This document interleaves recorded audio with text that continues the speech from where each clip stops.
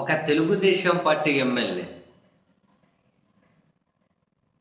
Junior NTR గారిని తిడుతూ మధ్యలోకి పాపం వాళ్ళ అమ్మగారిని కూడా వాళ్ళ తల్లి గారిని కూడా తీసుకొని వచ్చి లాభాష పడుతూ ఎంత అసలు మన బూతులు విన్నాము అంటే ఈ చెవుల నుండి రక్తాలు ఈ పక్క కారణం గ్యారంటీ అండి. అంత బూతులవి ఏం అవసరం? జూనియర్ ఎన్టీఆర్ను వాళ్ళ సినిమాను ఆయన తిడుతున్నారు అనుకున్నారు. వాళ్ళ అమ్మగారిని తీసుకొని వచ్చి ఇది ఒక పెద్ద సరదా ఈ లాభాష పడేసి వాళ్ళ తల్లిగారిని తిట్టి ఏంది ఇదంతా?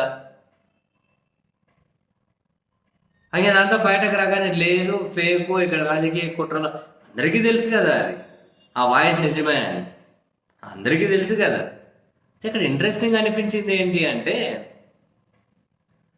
చంద్రబాబు నాయుడు గారి వాళ్ళ భార్య గారిని వాళ్ళ సతీమణి గారిని అప్పుడు ఏదో అసెంబ్లీలో ఏదో అన్నారనో అన్న వ్యాఖ్యలు ఎక్కడా బయటకు లేవు, వినిపించలేదు, కనిపించలేదు, అది వేరే విషయం. సరే పోనీ అని అక్కడ ఏమైనా బయటకు వినిపించకుండా అన్నారేమో, చంద్రబాబు సార్కి ఏమైనా వినిపించామో తెలియదు, కానీ పర్లేదు.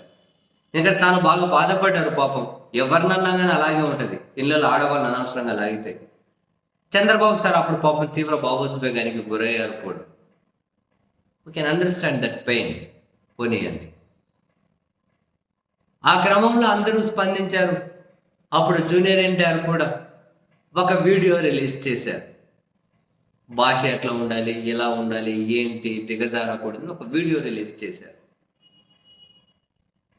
అయితే ఆ వీడియో రిలీజ్ చేసిన దాని మీద కూడా తెలుగుదేశం పార్టీ శ్రేణులు భారీగా ఎన్టీఆర్ని తిట్టారు.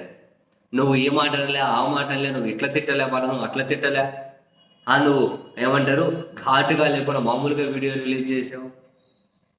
ఆయన ఒక వీడియో రిలీజ్ చేసినా కూడా వాళ్ళను అందరికీ తెలుసు, వీళ్ళ ఏమంటారు సొంత కుటుంబ సభ్యులుగా చాలా వరకు యాక్సెప్ట్ చేయలే. ఇప్పటికీ కూడా ఎన్టీఆర్ గారి తల్లి గారిని వీళ్ళ సొంత కుటుంబ సభ్యులుగా నందమూరి ఫ్యామిలీ యాక్సెప్ట్ చేయలేదన్నది ఓపెన్ సీక్రెటే కదా. సరే పోనీయండి.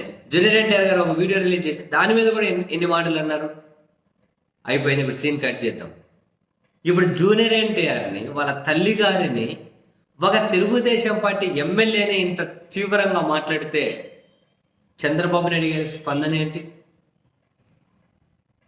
నారా లోకేష్ గారి స్పందన ఏంటి? వీళ్ళ స్పందన ఏంటి? ఆ కుటుంబ అంటే వాళ్ళ బంధువులు కదా. మరి అప్పుడు జూనియర్ ఎన్టీఆర్ వీడియో రిలీజ్ చేసినప్పుడు ఆయన తిట్టారు కదా వీళ్ళ ఫ్యాన్స్.